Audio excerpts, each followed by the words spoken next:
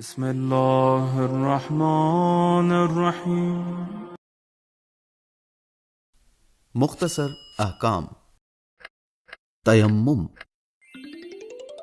اب سوال یہ پیدا ہوتا ہے کہ اگر ہمیں وضو کے لیے پانی میسر نہ ہو تو ہم کیا کریں گے؟ تیمم مخصوص حالات میں وضو اور غسل کے بدلے میں ہے۔ تیمم کیسے کریں؟ قربتاً اللہ کی نیت سے شروع کریں۔ اپنی ساری انگوٹھیاں اتار دیں اور اطمینان حاصل کر لیں کہ آپ کی پیشانی اور ہاتھوں کی جلد پر کوئی رکاوٹ نہ ہو۔ اپنی دونوں ہتھیلیاں زمین پر ماریں۔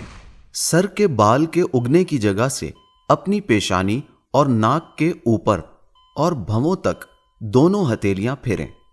یہ عمل اوپر سے نیچے انجام دیں۔ اس کے بعد اپنے دائیں ہاتھ کی پشت پر بائیں ہاتھ کی ہتھیلی پھیریں اور یہ عمل کلائی سے لے کر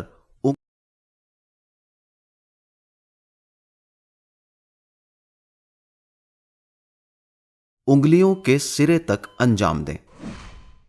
اب اسی عمل کو دہراتے ہوئے اس بار اپنے دائیں ہاتھ کی ہتھیلی بائیں ہاتھ کی پشت پر پھیریں اور تیمم مکمل۔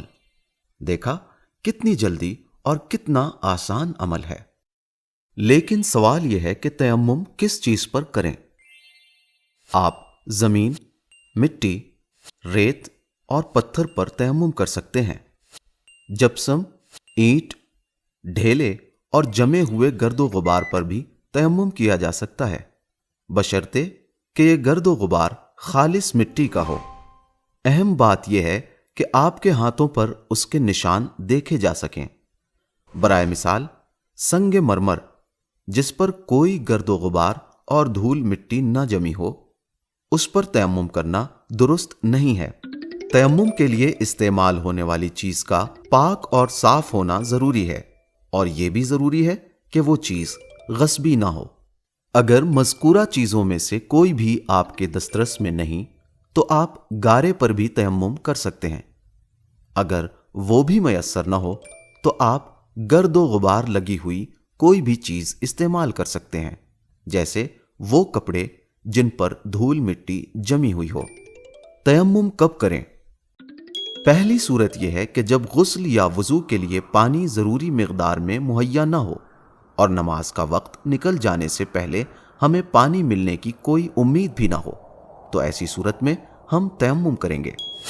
دوسری صورت یہ ہے کہ جب پانی ضروری مقدار میں تو ہو لیکن اسے استعمال کرنے کی صورت میں خود آپ کو، دوسروں کو اور یہاں تک کہ آپ کے جانوروں کو شدید پیاس لگنے کا خدشہ ہو۔ تیسری صورت یہ ہے کہ پانی تو ہو لیکن وضو کر کے نماز پڑھنے کے لیے وقت کافی نہ ہو۔